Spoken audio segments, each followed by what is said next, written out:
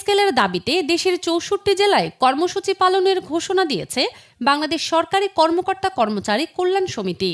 মঙ্গলবার ৩১ মার্চ এক বিবৃতিতে সমিতির আহ্বায়ক আব্দুল মালেক এই তথ্য জানান।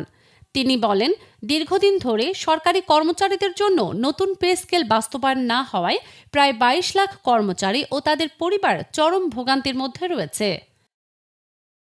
বিবৃতিতে জানানো হয়, নবম পে স্কেল বাস্তবায়নের দাবিতে এপ্রিলের প্রথম সপ্তাহেই দেশের প্রতিটি জেলায় শান্তিপূর্ণ ও গণতান্ত্রিক কর্মসূচি পালন করা হবে।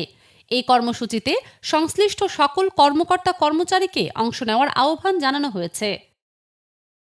আব্দুল মালেক অভিযোগ করেন, ২০১৫ সালের পর থেকে সরকারি কর্মচারীদের ন্যায্য সুযোগ সুবিধা থেকে বঞ্চিত করা হয়েছে। টাইম স্কেল ও সিলেকশন গ্রেড বাতিলের ফলে পদোন্নতি বঞ্চিতদের ক্ষতি হয়েছে বলেও তিনি দাবি করেন।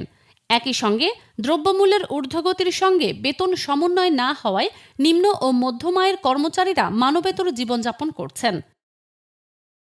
তিনি আরও বলেন, ২০২৪ সালের পর অন্তর্বর্তীকালীন সরকার নবম পে স্কেল গঠন করে সুপারিশ দিলেও তা এখনও বাস্তবায়ন হয়নি।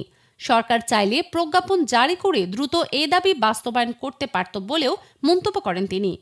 বিবৃতিতে উল্লেখ করা হয়, অনেক কর্মচারী পরিবার চালাতে অতিরিক্ত কাজ করতে বাধ্য হচ্ছেন, যা রাষ্ট্রের জন্য বিব্রতকর। আগামী ২০২৬-২৭ অর্থ বছরের বাজেটে নবম পে স্কেলের বরাদ্দ রেখে অন্তত আংশিক বাস্তবায়নের দাবি জানানো হয়েছে। সমিতির পক্ষ থেকে বলা হয়েছে, সরকারি কর্মচারীদের এ প্রত্যাশা পূরণে ভবিষ্যৎ সরকার কী পদক্ষেপ নেয় সেটি এখন দেখার বিষয়।